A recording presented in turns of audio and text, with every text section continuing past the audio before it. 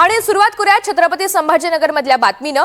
पैठण नंतर फुलंब्रीमध्ये सुद्धा जादू टोण्याचा प्रकार मतदानाच्या अगोदरच्या रात्रीस काही अज्ञातांकडून जादू टोण्याचा प्रकार करण्यात आल्याची माहिती मिळते। भारत माता शाळेच्या मतदान केंद्राबाहेर जादू टोण्यासाठी लागणारे साहित्य आढळले आणि त्यामुळे फुलंब्रीमध्ये एकच खळबळ माजले। लिंबू, मिरची, बाहुली, टोचलेल्या पिना, नारळ आणि असं सगळं साहित्य इथे आढळून आलं। मतदान केंद्र आणि एका गल्लीमध्ये हे जादू टोण्याचं साहित्य सापडलेलं आहे आणि त्याचमुळे आता एकच चर्चा रंगलेली आहे। पैठण नंतर आता फुलंब्रीमध्ये सुद्धा जादू टोण्याचा प्रकार घडलेला आहे का असा संशय व्यक्त केला जातोय, कारण मतदानाच्या आदल्या दिवशी रात्री काही अज्ञातांकडून इथे जादू टोण्याचा प्रकार केल्याची चर्चा आहे।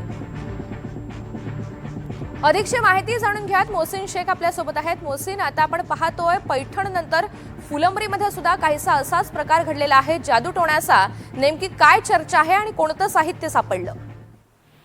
नक्कीच आज मतदान प्रक्रिया दुसऱ्या टप्प्यात पार पडते आणि त्यापूर्वीच मध्यरात्री कोणीतरी अज्ञात व्यक्तीने फुलंब्रीमधील भारत माता शाळा जी आहे त्या केंद्र आहे मतदानाचं त्या परिसरात जादू टोण्याचं साहित्य ठेवल्याची घटना समोर आलेली आहे। आपण जर बघितलं तर यात लिंबू, मिरची, नारळ आणि बाहुलीला टाचण्या टोचलेल्या असं सगळं हे जादू टोण्याचं साहित्य मिळून आलेलं आहे। या प्रकरणानंतर परिसरात एकच खळबळ उडाली, कारण आज मतदान होतंय आणि त्यापूर्वी हे सगळं साहित्य आढळून आलंय।